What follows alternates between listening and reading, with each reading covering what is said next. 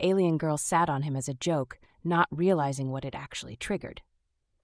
The cold metal of the brig floor leached warmth from Yanni's body, a dull ache spreading through his muscles. He lay on his side, hands bound behind him by a crackling energy restraint. His dark gray t-shirt was torn at the shoulder, and his jeans were stained with engine grease and something alien he didn't want to identify.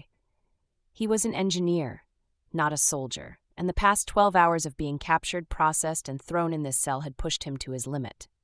The air hummed with the thrum of unfamiliar engines, stale and metallic. The magnetic lock on the cell door hissed open, spilling a sharp, clean light into the dim space. Yanni squeezed his eyes shut before forcing them open, blinking. Two figures stood silhouetted in the doorway. One was massive, a wall of scaled gray muscle and jutting tusks. He recognized the first mate, Grak, a Xylosian brute who had enjoyed rattling the cage. The other was slender, agile, and clearly the one in charge. She stepped into the light. Yanni's breath caught. The captain. She was Cather, her skin a vibrant, shocking fuchsia. Long, silver-white hair cascaded over a form-fitting suit of white and charcoal, accented with bright, almost aggressive yellow sleeves. Two triangular, mobile pink ears, tufted with fur, swiveled atop her head, analyzing the cell. Her face was striking, feline, with dark, tiger-like stripes patterning her high cheekbones.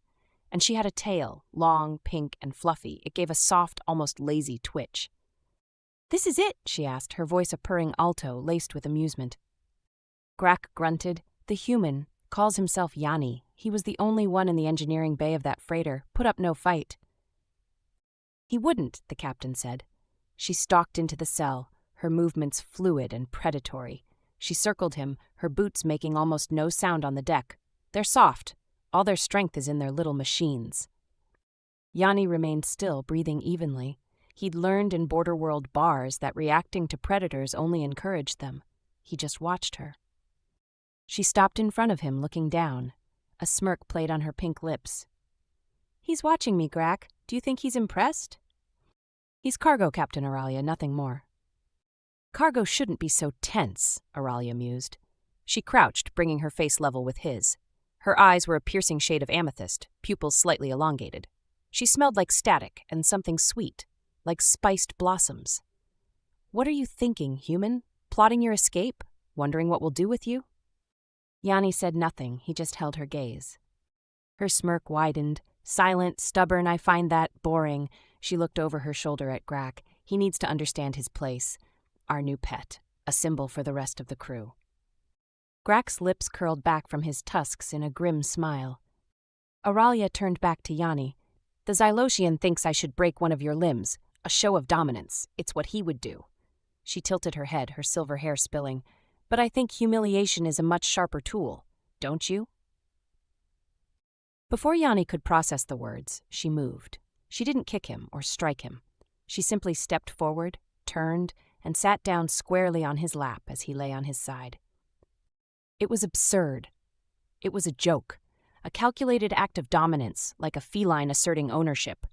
Her weight settled onto his thighs, her back pressed against his chest.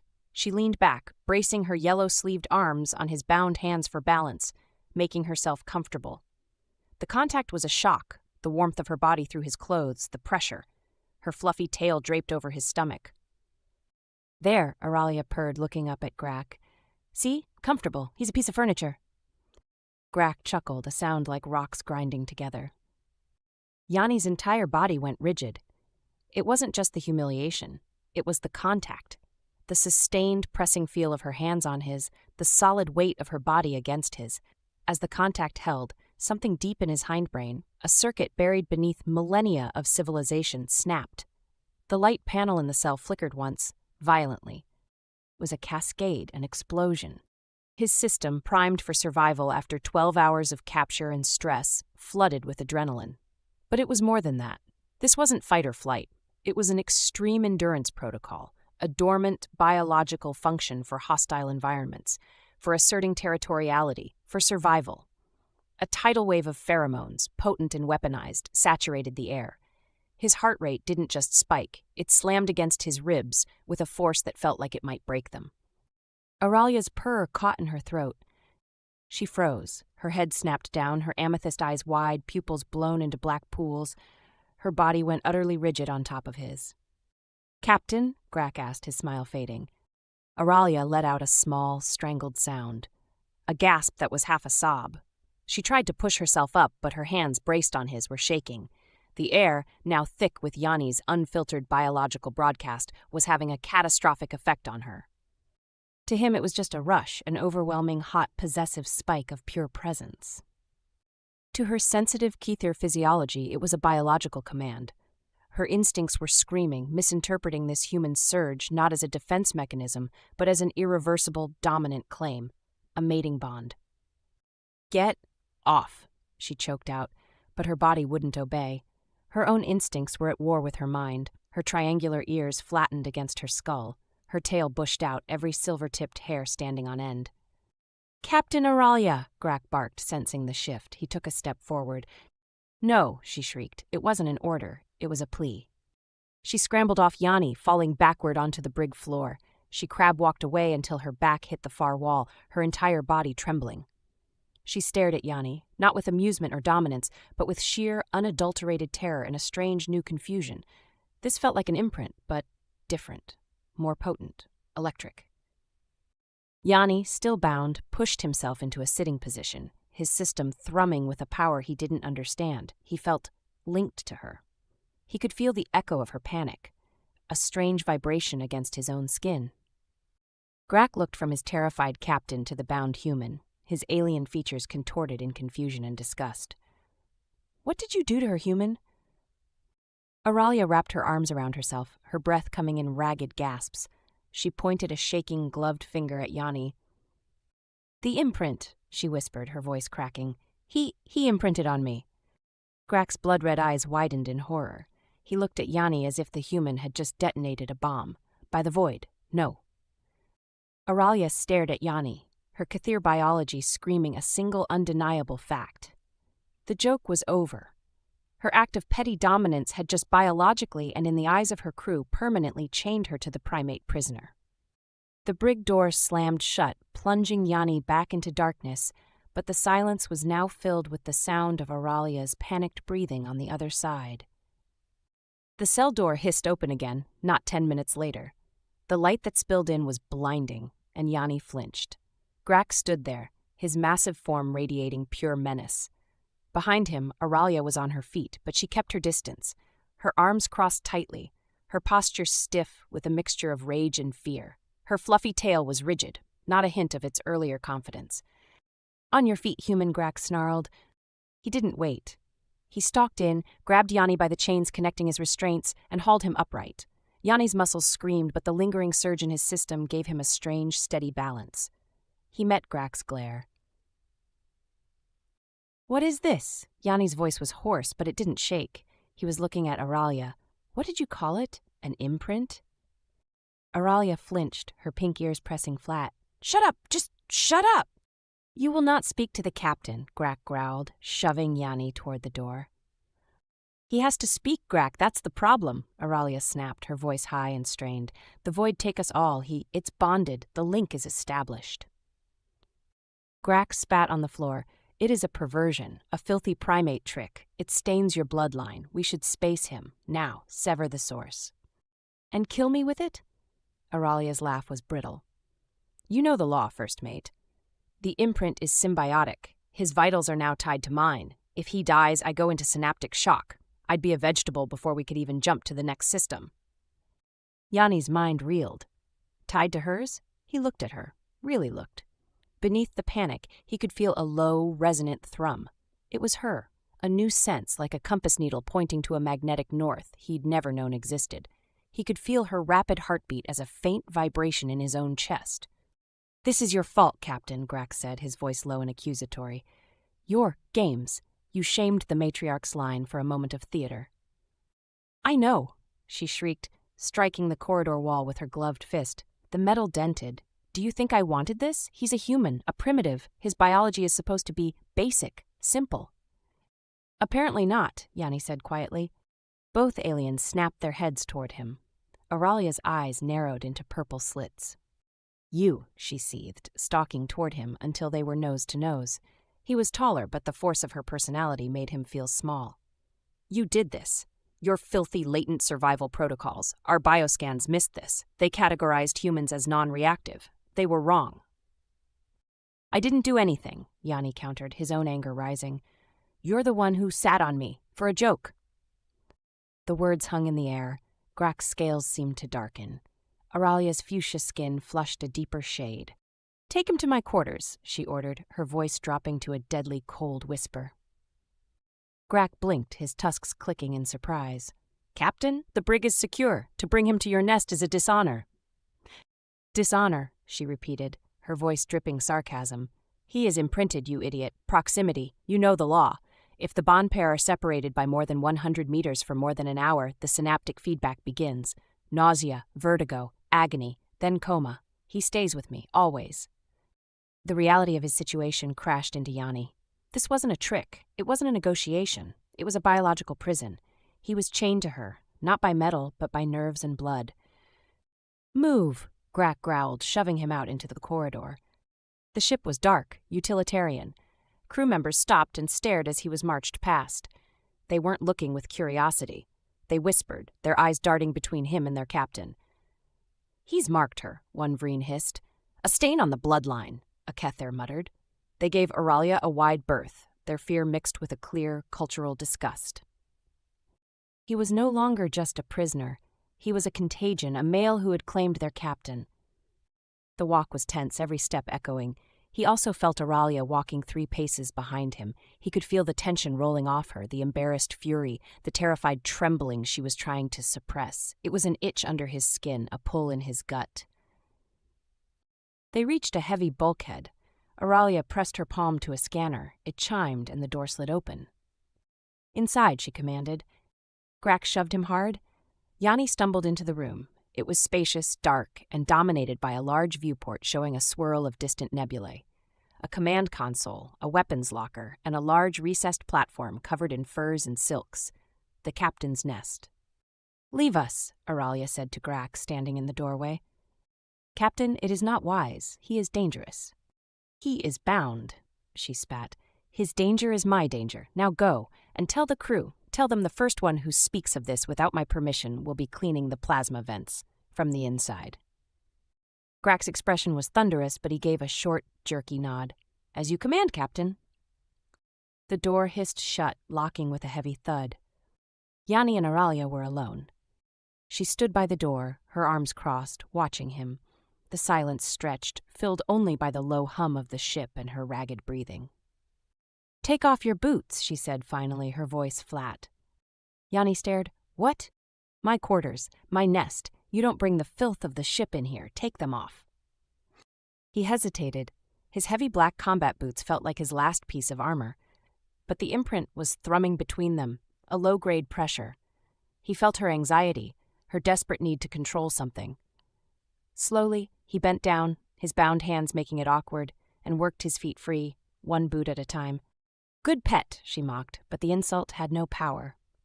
She walked to the far side of the room near the viewport, putting as much distance between them as possible.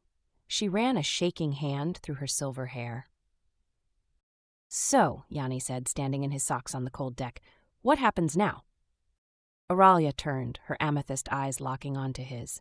Now we deal with the Slavas, the bonding fever. Fever? She gave a hollow laugh. Your body, it sent a signal. My body answered. It is, accepting the imprint. The Kether biology recognizes a dominant claim. It is, recalibrating. It will be, intense. The fever is supposed to be primal, emotional, but this feels electric, like it's trying to connect to the ship's power. As if summoned by her words, a wave of heat rolled through Yanni's body. It started in his chest and spread outward, making his skin prickle. He saw Auralia sway, her hand gripping the console for support. Her skin seemed to glow, a flush darkening her fuchsia cheeks. It's starting, she whispered, and the terror was back in her voice, raw and real. Void, help us. The heat did not fade. It built a low, simmering fire under Yanni's skin. It was nothing like a sickness. He felt strong. Every nerve ending was alive, tingling. The hum of the ship's engines was a symphony. The faint, floral static scent of Auralia was an intoxicating drug.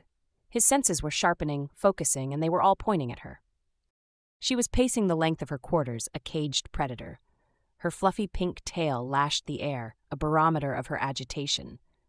She had shed her yellow-sleeved jacket, revealing a form-fitting white undersuit that clung to her slender, athletic frame. She was sweating. A fine sheen covered her forehead. "Stop staring," she snapped, not looking at him. "I can't help it," Yanni said. His voice sounded rougher to his own ears. "It's like you're in bright colors and the rest of the room is gray. I can feel you breathing." "That's the fever," she spat, rubbing her arms. "The Slavas, it's forcing proximity. It wants us to nest, to finalize the bond." Her voice broke on the last word. Yanni's gaze was drawn to the large, recessed platform covered in silks and furs. A nest. The word sent a jolt of primal possessiveness through him. He took a step toward it. "Don't!" Auralia commanded, her hand flying to the sidearm she no longer wore. "Don't! You dare!" "I'm not going to hurt you," Yanni said, holding up his bound hands, "but these restraints are starting to burn." He was right. The energy binders, set to a low, painful pulse, were now aggravated by his heightened metabolism. The skin beneath them was red and blistering. Auralia stared at his wrists. He could see the war in her eyes. The imprint demanded proximity. It demanded well-being. To leave him bound was causing her physical pain. He could feel it, a sharp, stabbing guilt that wasn't his own. "It hurts you when I hurt," he realized aloud. She hissed, a low, feline sound of frustration. "Damn you, damn your species." She marched to a wall panel and keyed in a code. A small compartment opened, revealing a simple pulse blade. She stalked over to him, snatching his wrists. Her hands were hot, her fuchsia skin practically radiating heat. The moment her fingers touched his, the tingling in his body focused into a single, overwhelming wave of need. He heard her gasp. A sharp intake of breath. "Be still," she ordered, her voice trembling. She pressed the blade to the energy lock. It sparked and died. The restraints fell to the floor. Yanni rubbed his raw wrists, the blood rushing back. The relief was instantaneous. And with his hands free, the pull toward her, toward the nest, was a tangible force. "Now what?" he asked, flexing his fingers. "Now we wait," she said, backing away from him, her eyes wide. "We ride it out. We stay in this room until the fever breaks. It could be days. We don't touch. We don't talk. We just exist until this passes." "And then?" "Then," she said, her voice hollow, "I'm a captain with a human pet, and my crew, who already think I'm weak for being claimed by a lesser species, will be looking for any excuse to put a blade in my back. And yours." A sharp chime echoed from the doorcom. Auralia's head snapped toward it, her ears perking up. "What?" A voice, reedy and precise, came through the speaker. "Captain, it is Vess. The crew is agitated. They demand to see you. They demand to see the human. Grak is silent. That is worse." Auralia swore, striking her thigh. "Vess, my quartermaster, a snake." She pressed the comm. "I am in containment, Vess. The imprint is settling. I will not be disturbed." "They say you are compromised, Captain." Vess's voice was smooth, oily. "They say the primate has infected you, that you are unfit. Grak is many things, but he respects Kethir law. I, however, respect profit, and a compromised captain is bad for business." "Is that a threat, Quartermaster?" "It is a market correction. Show yourself. Prove you are still in command, or we will be forced to liquidate your assets." The comm clicked off. Auralia let out a shaky breath, her entire body vibrating with fury. He'll try to override the lockdown. He'll use the crew's fear to stage a coup. "Can he get in?" Yanni asked. Moving to her side, he found himself standing protectively, his shoulder near hers. The proximity felt right. It calmed the simmering heat in his veins. "Not easily, not while I'm alive, but he can try." She looked at him, her amethyst eyes searching his. The panic was gone, replaced by a cold fire. "This Slava's, it's not just a fever. It's a merging. My body is adapting to your ridiculous human endurance, and yours is adapting to mine." She gestured to the command console built into her wall. "That console, it's biometrically locked to my Kethir signature. No one else can use it." Yanni looked at the console, then back at her. A slow, dawning realization hit him. "And our signatures?" Merging, she whispered, a strange awe in her voice. The imprint, it's like it's making a shared key, a bio-interface. She reached out slowly, hesitantly, and took his hand. It wasn't a sensual touch. It was an experiment. The moment her bare fuchsia fingers interlaced with his, a jolt of pure information shot up his arm. He gasped, staggering back. It wasn't just a feeling, it was data. He saw code, ship schematics, power levels. He saw the weak point in the engineering conduit outside the door. He saw the life support readings for the entire crew. What was that? He breathed, staring at his hand. Aurelia looked stunned. I don't know. That has never happened. The imprint it's supposed to be emotional, primal, not technical. It's your console, Yanni said, his mind racing, the engineer in him overriding the confusion. He stepped past her and placed his hand on the dark, inert screen. It flickered to life. Text in a sharp alien script scrolled past. A schematic of the ship, the Crimson Cathir, appeared. Void, Aurelia breathed, her hand flying to her mouth. It recognizes you. It recognizes us, Yanni corrected. He felt her move to stand beside him, her shoulder brushing his. The contact amplified the connection. He wasn't just seeing the data, he was understanding it. Your signature is the lock, his mind reasoned, and my biology is the key. The imprint turned it. This, Yanni said, his voice low with a dawning terrifying power, is not just a human survival protocol, Aurelia. This is an adaptive interface protocol. My biology, it's not bonding to you, it's bonding with you. It's interfacing with your technology. He touched a control. The lights in the room dimmed to a low, red combat glow. He touched another. The lock on the door reinforced, secondary tumblers slamming into place. Aurelia stared at him, her former captive, her pet. The terror was gone, the fury was gone. All that was left was a raw, stunned disbelief. The soft human, the primitive creature, had just taken control of her vessel. Yanni, she whispered, his name a question. They're not getting in, Yanni said, his body thrumming with the fever and the sudden, intimate connection to the ship's core. He turned to face her, their bodies just inches apart. The heat between them was staggering. And now I know why you really captured my freighter. He pointed to a restricted file on the console, one that had just unlocked for him. It was a 3D model of a drive. His drive. That's my prototype FTL core. You weren't just raiding, you were hunting me. Aurelia's composure shattered. She stepped back, the movement jerky, her tail lashing. The flush on her skin deepened, a mixture of the fever and a hot, guilty shame. You can't know that. That file it's encrypted with a matriarch-class cipher. Not anymore, Yanni said. His voice was quiet, but it carried the weight of the ship's humming engines. He didn't feel like a prisoner. He didn't even feel like a passenger. He felt like a part of the bulkhead, a gear in the machine. The imprint. It's a bridge. I feel your anxiety, your ambition, and through you, the ship opens up. The data from the console was one thing, but the imprint itself was a two-way street. He felt her spike of fear, the bitter taste of her ambition, the crushing weight of her crew's expectations. It was a contract, she said, her voice tight. She began pacing again, a desperate energy in her step. A high payout retrieval. Some corporate entity wanted your drive. They said you were a rogue researcher, that the tech was stolen, they just wanted it back. They lied, Yanni said. It's mine. I designed it. It stabilizes jump folds. It makes FTL travel clean, no temporal shearing, no degradation. It would change everything. I know, she snapped. You think I'm stupid? We scanned it before we took you. My engineer Krell, he said it was beautiful.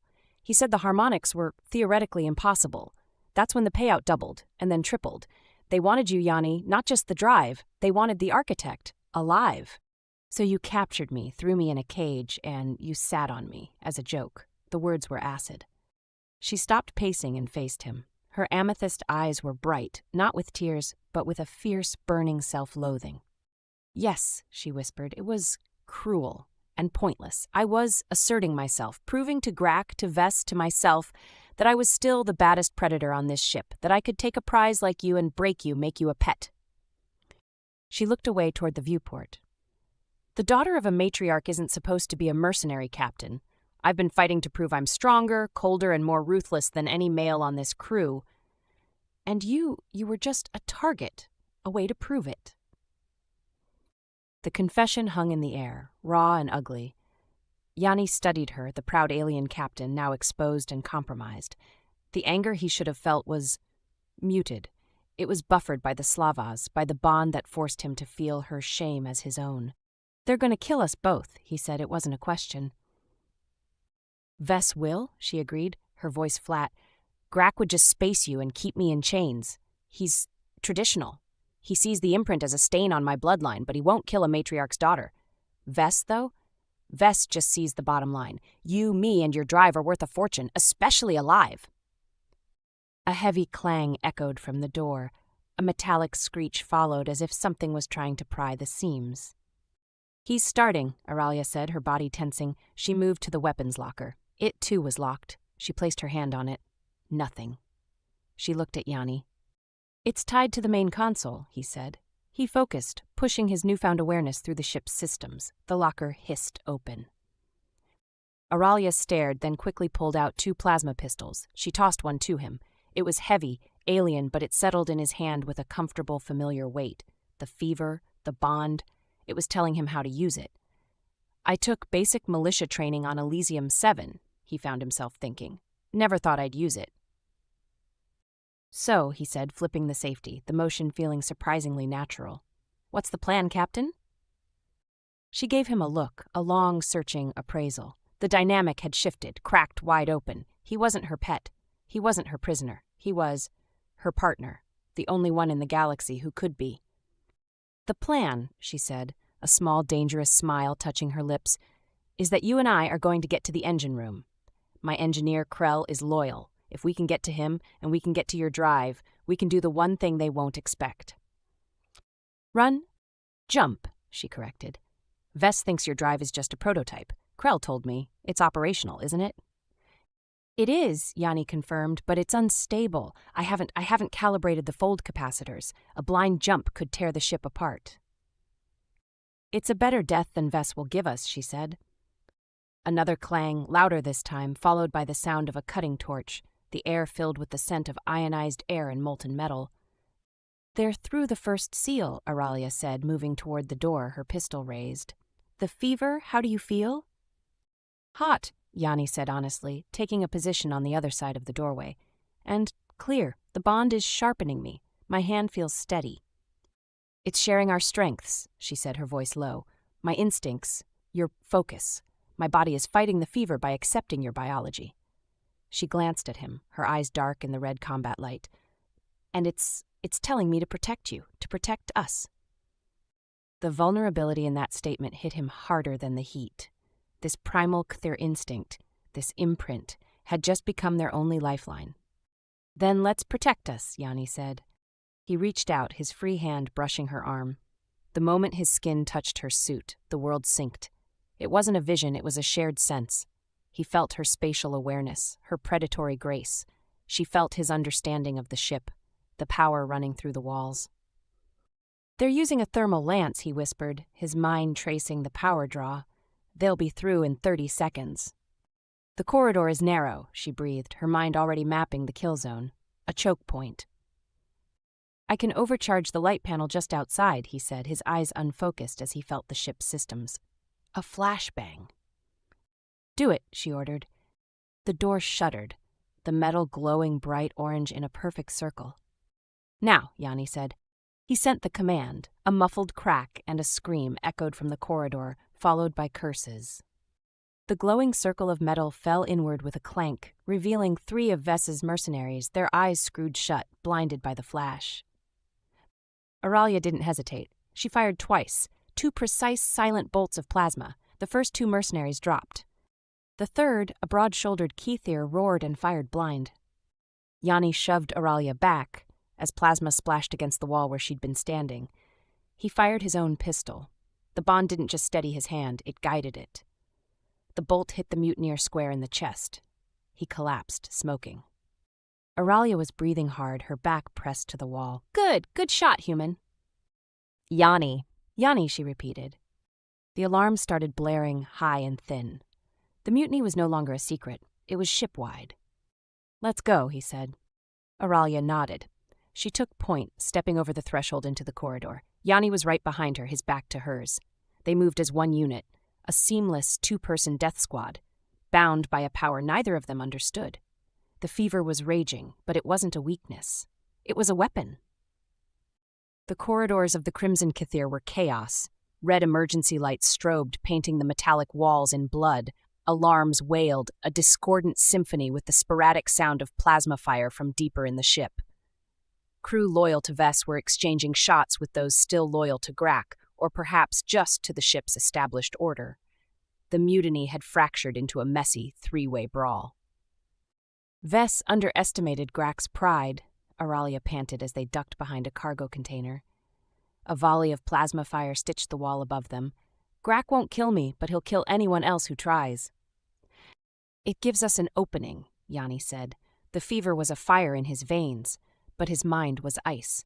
He could feel the ship around him. The bond with Auralia was a live wire, transmitting her heightened senses, her predatory instincts. He knew where the shots were coming from before he saw the shooters. Deck 4, Junction 2B, he said, pulling her toward a maintenance ladder. It's a service tunnel. It runs straight to engineering, one deck below. That tunnel it's unshielded. It's right against the secondary plasma conduit, she argued, her fuchsia ears flat against her head. Which is why they won't be guarding it, Yanni countered. We go now. He didn't wait for her approval. He grabbed her hand, and the contact sent a jolt of confidence through them both. He slammed his palm against the hatch control.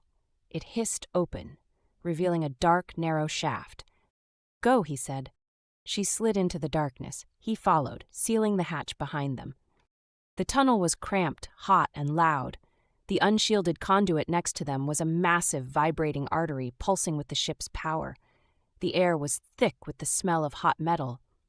This is insane, Auralia whispered, her voice tight. They were forced to move in a crouch, single file. Her tail was pressed flat against her back. Insanity is staying up there, Yanni replied. He was focused, his engineer's mind cataloging the systems around him. The ship was sloppy. Maintenance was deferred. Power relays were frayed. Your engineer, Krell, you said he's loyal? He's old school. He served my mother. The matriarch spoke of bonds like this in the old texts, bonds that sang with the engines. He called them myths, but he'll understand. Good. They moved for 5 minutes, the heat becoming oppressive.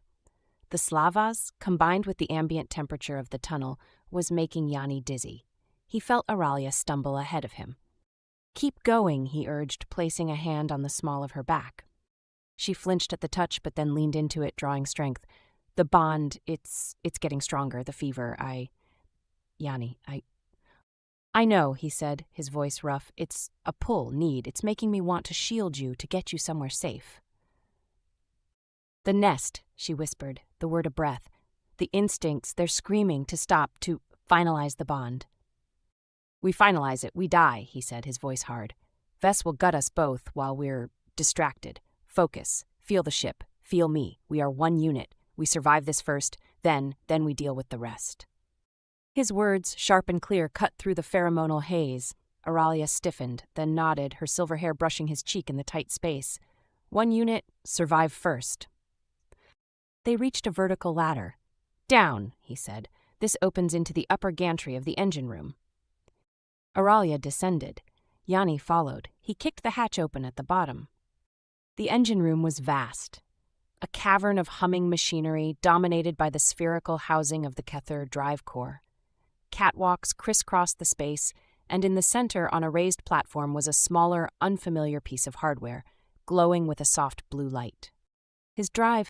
Krell! Auralia shouted, her voice echoing in the cavernous space.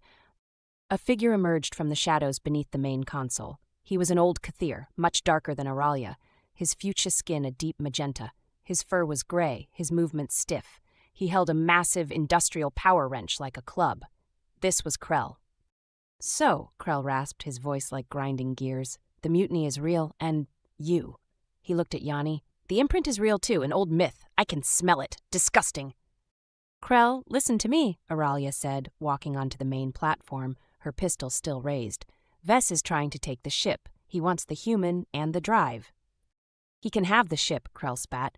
It's a flying scrap heap, but he can't have the drive, not that one. He nodded at Yanni's prototype. It's elegant. The fold harmonics go beyond simple FTL. Krell, we need to jump, Yanni said, stepping forward. I can interface with it. I can get us out of here. Krell's eyes narrowed. You, the architect, you think you can just jump on an uncalibrated system? You'll tear a hole in reality, boy. You'll atomize us. The main doors to the engine room, 2 decks below them, hissed open. Vess strode in, flanked by 4 heavily armed mercenaries. He was a slender Kathir, his uniform immaculate, his face bearing no stripes, a political caste. He held a small silver datapad. Captain, how dramatic, Vess called up, his voice echoing, and you've brought the prize. How efficient, Krell. Stand down, you work for me now. Krell spat over the railing. I work for the engine, you parasite. Vess sighed. So be it, he tapped his pad. On the platform, Auralia cried out, her body seizing. She fell to her knees, her pistol clattering to the deck. Auralia, Yanni yelled, dropping to her side. Ah, the imprint, Vess said, a cruel smile on his face. A beautiful, archaic piece of biology, so exploitable. He tapped the pad again. Auralia screamed. It was a raw, agonized sound. Her neural transceiver, Krell growled. Vess must have found the frequency. He's overloading it. It's tied to the imprint, human, Vess called, his voice light. Her pain is your pain, and the bounty for you both is much higher if you're breathing. So surrender the drive or I will break your new mate, and you, by extension. Yanni felt it. A white-hot spike of agony lanced through his skull, an echo of her pain. He gritted his teeth, his vision swimming. The fever, the pain, the bond, it was all merging into an unbearable singularity. Auralia was on the floor, convulsing. Stop, Yanni yelled. The drive, human, your access codes, Vess demanded. Yanni looked at Auralia, her face contorted in agony. He looked at Krell, who was watching him with a strange, calculating intensity. He looked at his drive. He had one chance. All right, he yelled, holding up his hands. I'll do it. Just stop hurting her. Vess smiled and tapped the pad. Auralia's screams subsided into ragged gasps. The pain in Yanni's head eased. Now, Vess said, walk to the console slowly. Yanni stood up. He walked to the console, his hands raised. Krell watched him, his old eyes unblinking. Yanni placed his hands on the console. The blue light brightened. Auralia, still on the floor, looked up at him. Her eyes were hazy with pain, but she was pushing something to him. Through the bond, not pain, not fear. Focus, strength, use me. Yanni closed his eyes. He didn't enter the codes. He wrapped his mind around the engine core. He took the imprint, the slavas, the connection to Auralia, and used her Kethir mind as a co-processor, her innate grasp of multidimensional physics guiding his engineering logic. He pushed all of it into the drive. What is he doing? Vess demanded, his smile vanishing. He's not just calibrating, Krell whispered, a look of stunned awe on his face. He's improvising. Now, Krell, Yanni roared. Divert all power, everything. Krell didn't hesitate. He slammed his wrench into the primary power coupling, a shower of sparks. The ship's main drive died, the lights went out, the alarms stopped. All power flooded into Yanni's prototype. No, Vess shrieked, raising his pistol, realizing too late that his overconfidence, his belief that the imprint was merely primal, was his undoing. The drive core flared, a blinding blue-white light. Yanni felt Auralia's hand grab his ankle. He grabbed the console as a force like a physical god punched the Crimson Kathir out of reality. The jump was instantaneous. Vess and his men were atomized. The universe broke and then reformed. Silence. The engine room was dark, lit only by the faint, pulsing blue of the now idling drive. The ship groaned, the sound of stressed, tortured metal. Yanni collapsed over the console, his body shaking, blood dripping from his nose. Yanni! He turned. Auralia had pulled herself up. She was bruised, trembling, but she was alive. Krell was on the floor, groaning, but also alive. Where are we? Auralia whispered, pushing her silver hair back from her face. Yanni looked at the console. The navigation charts were gone. The sensors were blank. There were no stars he recognized. I don't know, he breathed. He tasted blood. I don't think I just jumped us across space. I think I jumped us out of it. The ship was floating in a void of perfect starless black. They were stranded, they were alone, and they were alive. The silence of the void was absolute.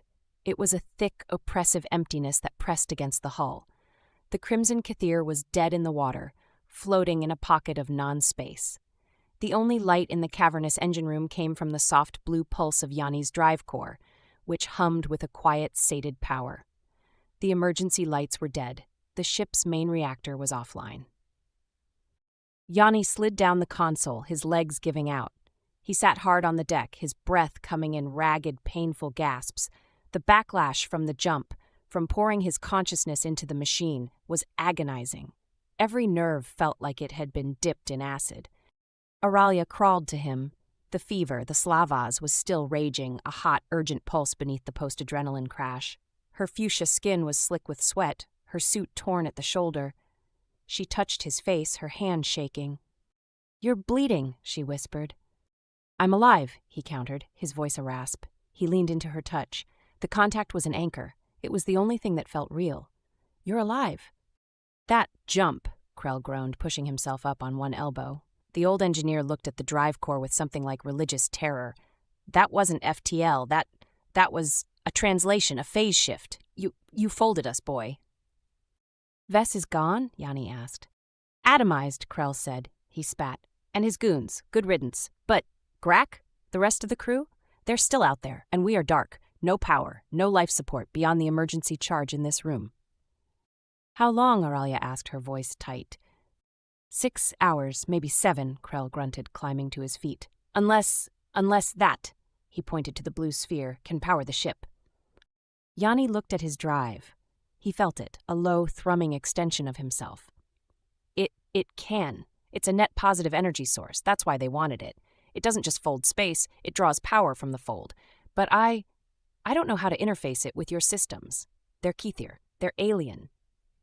"I do," Krell said. He gave Yanni a long, hard look. You saved my engines. You saved her. I'll help. But we have a problem. The ship, it's broken. The jump, it was too much. The inertial dampeners are offline. The gravity generators are cracked. We're floating. But if we try to jump back, the ship will tear itself apart." Auralia and Yanni looked at each other. The implications were clear. They were trapped. "Get the power online, Krell," Auralia ordered, her captain's voice returning, though it was strained. "Find out who's left alive, lock down the brig, and find Grack. See if he's cooperative." Krell nodded. "And you, Captain?" Auralia looked at Yanni. The heat was rolling off them both. The Slavas, delayed by the mutiny, was returning with a vengeance. The need to nest, to finalize the bond, was becoming an overwhelming physical command. Her pupils were dilating, her breath hitching. "The fever," she said, her voice dropping. It's peaking. We need to be alone." Krell's old face creased in disgust, but he nodded. "The nest, your quarters, the emergency power will get you there. Go. I will handle the ship." He turned and limped toward a power junction, tools already in hand. Yanni got to his feet, his muscles screaming. He pulled Auralia up with him. Her body was trembling, or maybe he was. They were plastered against each other, his arm around her waist, her arm over his shoulders, a support that was rapidly becoming something else. "Yanni," she breathed, her face buried in his neck. Her hot breath on his skin was electric. I can't think. It's too much." "I know," he whispered. The instincts were roaring in his own head. "Protect, claim, nest, your quarters, we can get there." The journey through the dark, silent ship was a dream. The emergency lights were faint, casting long, eerie shadows. The ship was still, its gravity fluctuating. One moment they were walking, the next they were floating, pushing off bulkheads. They saw no one. The survivors were either barricaded or unconscious. When they reached her quarters, the door was still breached, the metal circle lying on the floor. Yanni shoved it aside.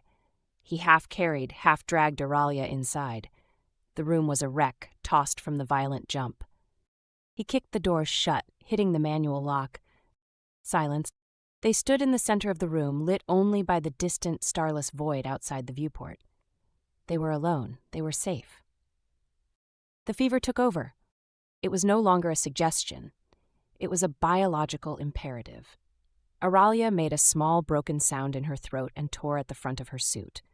The zipper gave way, revealing the smooth fuchsia skin of her collarbones and the valley between her breasts. Yanni's hands went to her waist, his thumbs brushing the skin just above her hips. The contact was a brand. She hissed, her head falling back, her silver hair cascading. Her tail, her beautiful pink, fluffy tail, coiled around his leg, pulling him closer. "Yanni," she gasped, her voice thick with a need that eclipsed all thought. It hurts. The emptiness, the open circuit, it needs to be filled." He understood. The imprint was an incomplete connection. The slavas was the process of closing it. He lowered his head, his lips brushing the column of her throat. She tasted like static, salt, and sweet blossoms. She shuddered violently, her fingers digging into his shoulders. Her triangular ears were flat against her skull, her eyes squeezed shut. This is not me," she panted. "This is the biology, the claim." "It's me," he growled, his voice a low vibration against her skin. He pulled her against him, his body hard, his own senses overwhelmed. He was no longer just an engineer. He was her mate. The word felt ancient, primal, and terrifyingly correct. "And you are mine."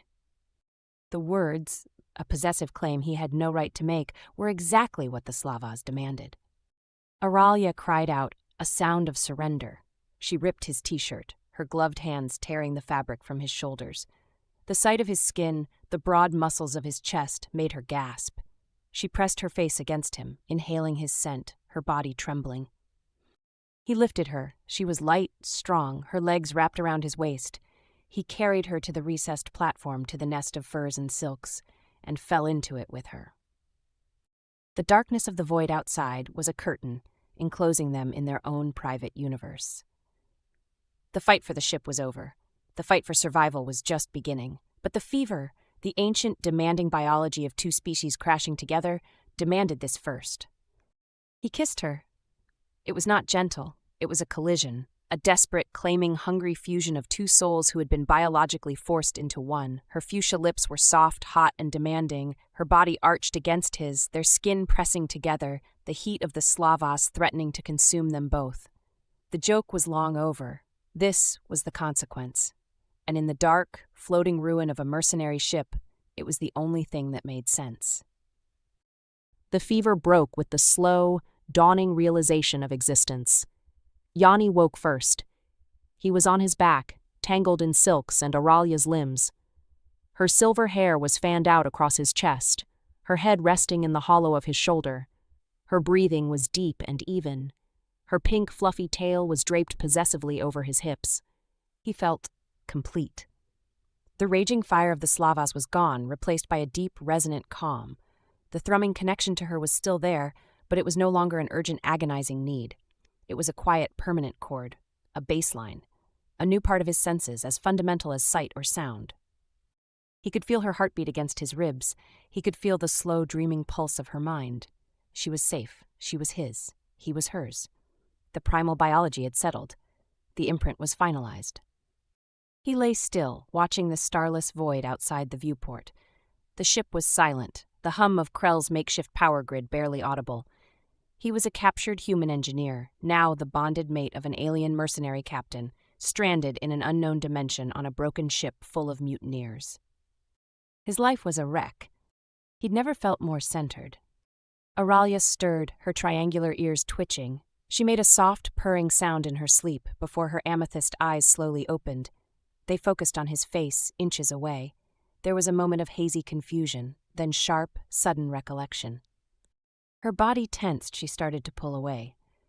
Yanni didn't tighten his grip. He simply let his hand rest on her waist, a silent, steady presence.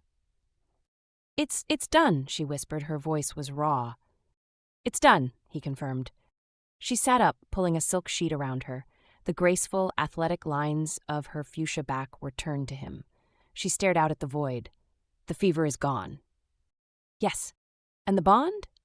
"Is not," he said. He sat up, his own muscles aching but imbued with a new wiry strength. "It's quiet, but it's there. I can still feel you." She wrapped her arms around her knees. "So this is it. I am, claimed, bonded to a human." "And I'm bonded to a Kthir," he said, his voice level, "one who captured me to sell me and my life's work to the highest bidder." She flinched, her ears flattening. "I deserved that." "Yes," he said, "you did." The honesty was brutal, but it was clean.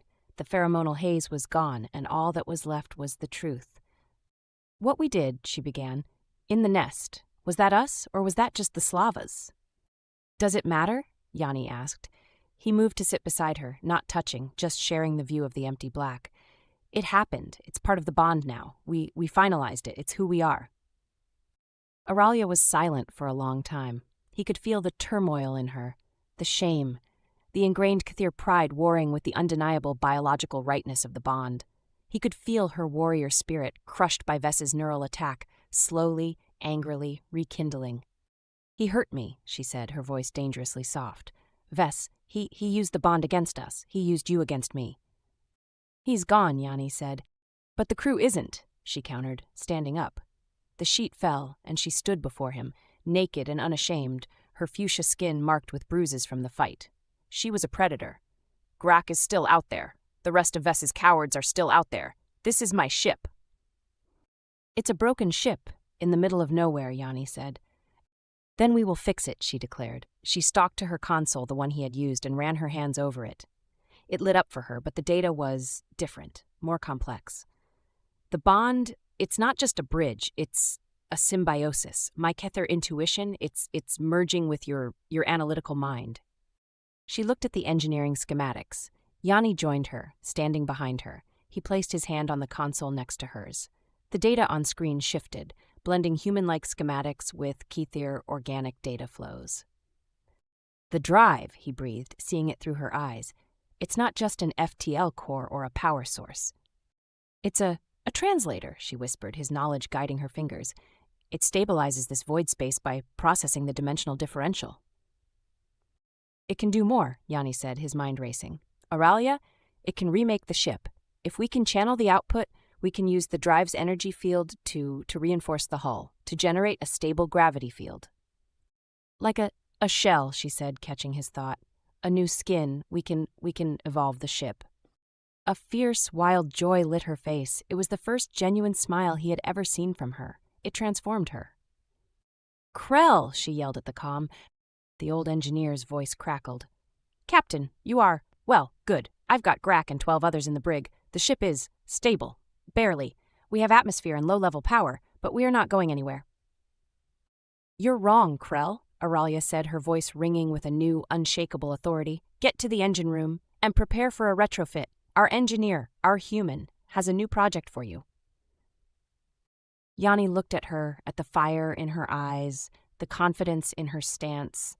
She was no longer a captain fighting for respect. She was a leader who had found her center. And he, her prisoner, her pet, her mate, he was the one who had given it to her. She turned to him, that fierce smile softening just a fraction. "Our engineer, huh? You think you can do it? Remake my ship?" "Our ship," Yanni corrected her. He leaned in, his lips brushing her ear. "And yes, I can." The intimacy was no longer fever-driven. It was a choice, a partnership forged in fire and biology and violence. "Good," she purred, her tail giving a single satisfied twitch. "Then let's get to work." "It is an abomination." Krell stood on the engine room gantry, his arms crossed, staring at the fusion Yanni had created. The Crimson Kethir's old reactor was now physically connected to Yanni's prototype drive. A web of conduits and newly fabricated power relays pulsed with a stable, hybrid energy. "It's beautiful.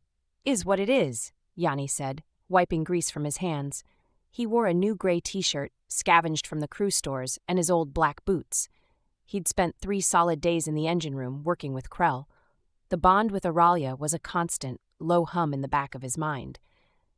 She was on the bridge, routing the new power, their minds working in tandem.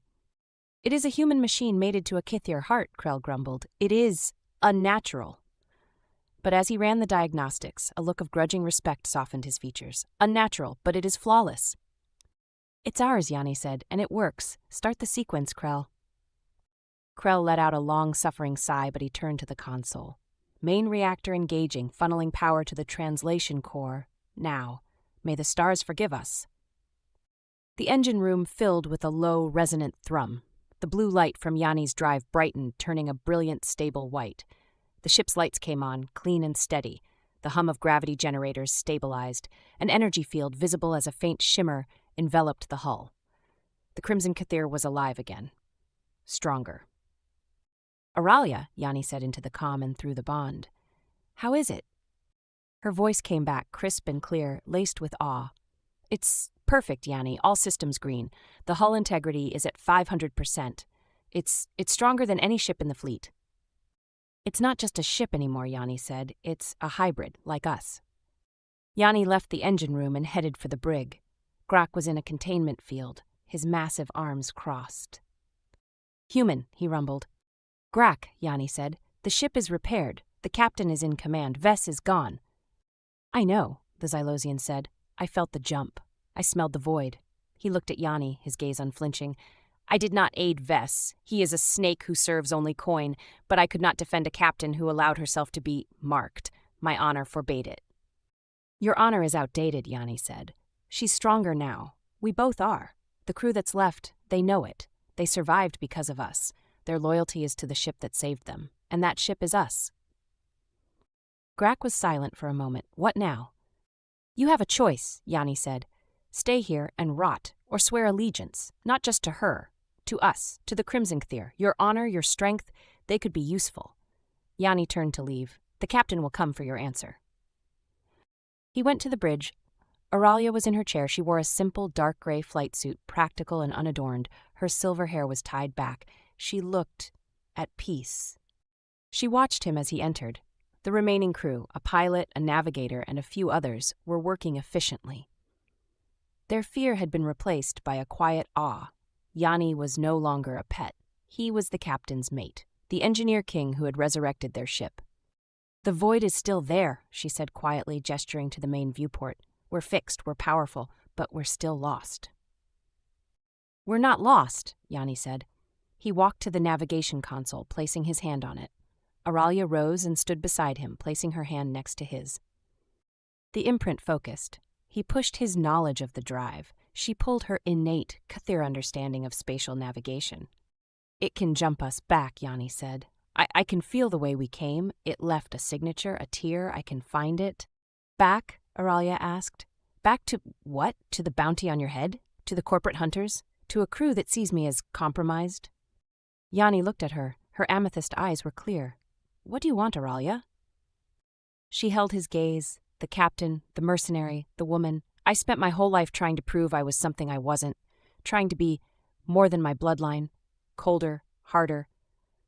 I don't want to run from them anymore, but I don't want to. I don't want to be that person again. Then don't be, he said simply. He laced his fingers with hers. The fuchsia skin, the human skin, the bio-interface.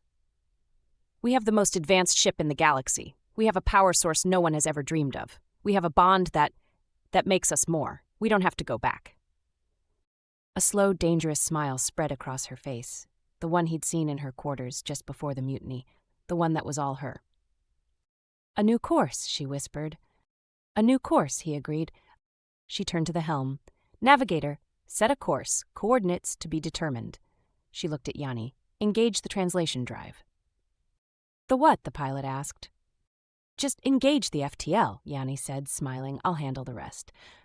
He and Auralia stood together, hands linked, and pushed. The drive core thrummed. The ship didn't lurch. It didn't jump. It simply translated. The starless void dissolved. The bridge was flooded with light. A new universe, one of crimson nebulae and bright, unfamiliar constellations, burst into existence on the viewport. It was beautiful. It was unknown. It was theirs.